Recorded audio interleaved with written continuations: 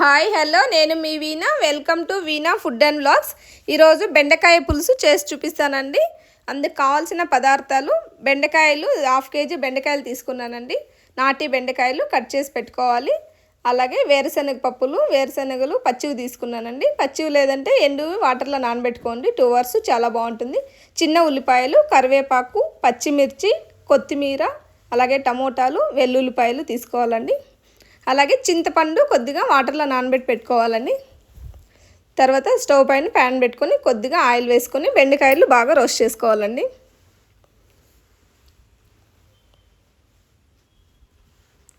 ఒక 5 మినిట్స్ పడుతుంది. సిమ్లో పెట్టుకొని రోస్ట్ చేసుకోండి. ఇలా బాగా బెండకాయలని కలుపుతూ ఫ్రై చేసేసుకోవాలి.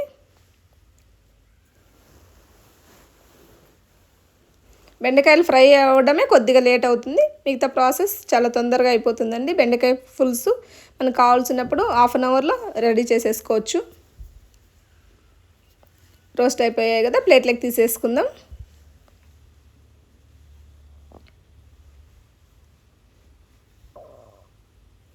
అదే ప్యాన్లో ఆయిల్కి ఆవాలు యాడ్ చేసుకున్నామండి. ఆవాలు చిట్లాయి కదా, అలాగే చిన్న ఉల్లిపాయలు వేసుకుంటే ఈ బెండకాయ పులుసు చాలా టేస్టీగా ఉంటుందండి. కరివేపాకు కొద్దిగా వేసుకుని 2 మినిట్స్ ఆయిల్లో ఫ్రై చేసేసుకుందాం.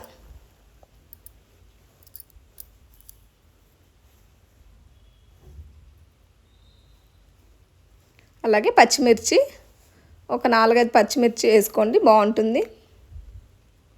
అలాగే టమోటా యాడ్ చేసుకుందామండి.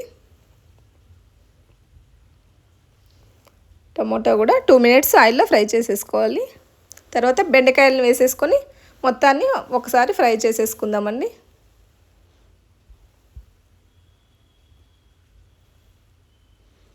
బెండకాయలు, టమోటా ఒకసారి ఆయిల్లో ఫ్రై చేసేసుకోవాలి. ఇలా బాగా ఫ్రై అయిపోయాయి కదా, ఇప్పుడు వెల్లుల్లిపాయలు యాడ్ చేసుకుందామండి. దంచి పెట్టుకున్న వెల్లుల్లి యాడ్ చేసుకుందాం.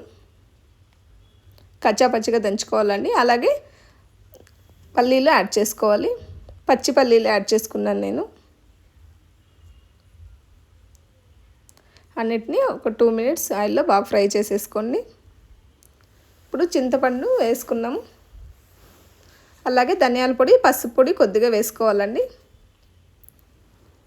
కొద్దిగా ధనియాల పొడి 1 స్పూన్, 1.5 స్పూన్ ధనియాల పొడి, కొద్దిగా పసుపు వేసుకుని కొద్దిగా కారం 1 స్పూన్ కారం యాడ్ చేసుకున్నానండి. మీకు తగినట్టు కారం యాడ్ చేసుకోండి.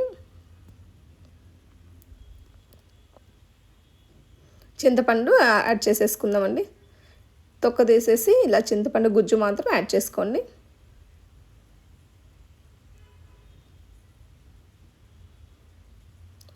ఇంకొద్దిగా వాటర్ యాడ్ చేసుకోవాలి.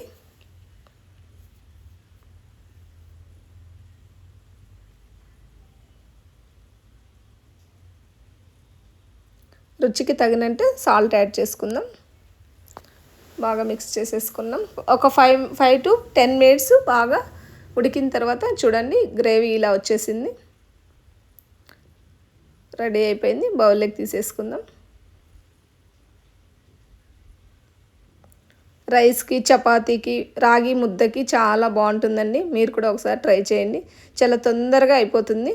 ఎక్కువ టైం అనేది తీసుకోదండి బెండకాయ పులుసు. పుల్లగా చాలా టేస్టీగా ఉంటుందండి. మీరు కూడా ఒకసారి ట్రై చేయండి. కామెంట్ చేయండి ఎలా ఉందనేసి.